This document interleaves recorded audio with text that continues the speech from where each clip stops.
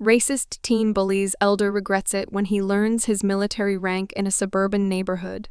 16-year-old Kyle was known for his tough attitude and his sharp tongue. He had grown up in a family that had fostered prejudices and hatred, and Kyle took pride in mocking anyone different from him. One afternoon, while hanging out with his friends at the local park, he noticed an older black man sitting on a bench by himself. The man had a calm demeanor, his silver hair neatly combed, and his military jacket hanging over the back of the bench. Kyle, feeling the need to assert his superiority, sauntered over. With a cocky grin, "Hey, old man," he yelled loud enough for his friends to hear. "Shouldn't you be at home or something? You out here looking like a relic." His friends snickered, enjoying the spectacle. And Kyle continued, "What's your deal, huh? Think you are some kind of hero? You don't even belong here. This park's for people who actually matter." The elderly man, whose name was Mr. Thompson, didn't react. Immediately, he simply stared ahead, his hands resting on his cane. Kyle, encouraged by the lack of response, leaned closer, growing bolder with each word. "What's wrong? Grandpa can't hear me," he taunted, his voice laced with mockery. Just as Kyle was about to say something more, a low voice interrupted.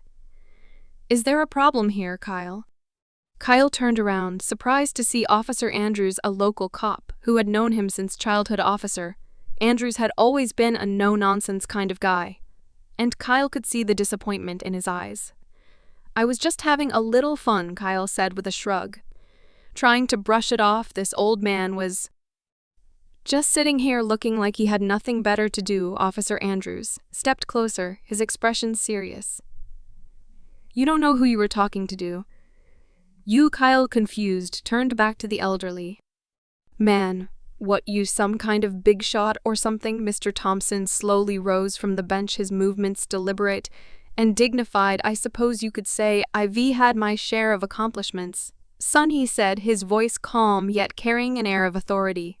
"I served in the United States Army for over 30 years. I was a lieutenant colonel, and I fought in Vietnam, where many of my brothers in arms didn't make it home." Kyle's cocky smirk faded instantly.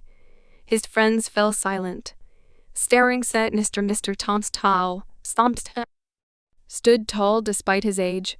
"I wasn't just a soldier," Mr. Thompson continued. "I helped lead men, made life and death decisions, and fought for this country so that you could run your mouth. But I'll tell you this, no amount of rank or medals makes someone superior to another. What matters is respect, and you, young man, have none." Officer Andrews nodded. "Mr. Thompson is one of the finest men I've ever known. He's earned his right to sit here in peace. Maybe you should take a lesson from him, Kyle." The weight of the moment settled over Kyle like a thick fog.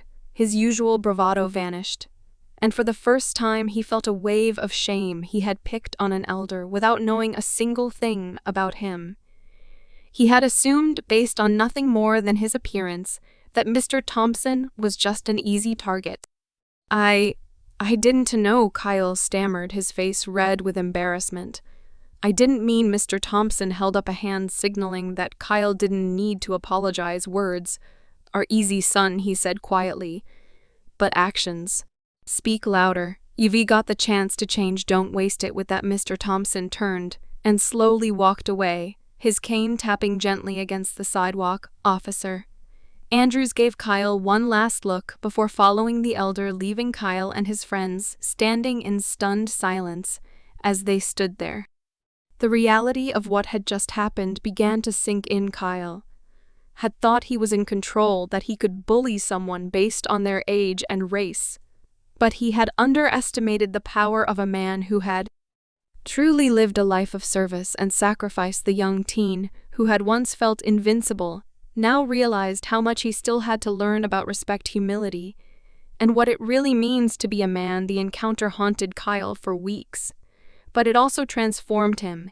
He began to reflect on his actions and the prejudice he had been taught. Slowly, he started changing his ways, seeking out people like Mr. Thompson, who had stories far richer than anything he had imagined.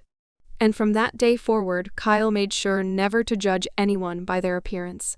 especially not someone who had served their country with honor. Morale of the story: respect isn't given based on appearances, race, or age. It's earned through action, integrity, and understanding. Never judge someone until you know their story.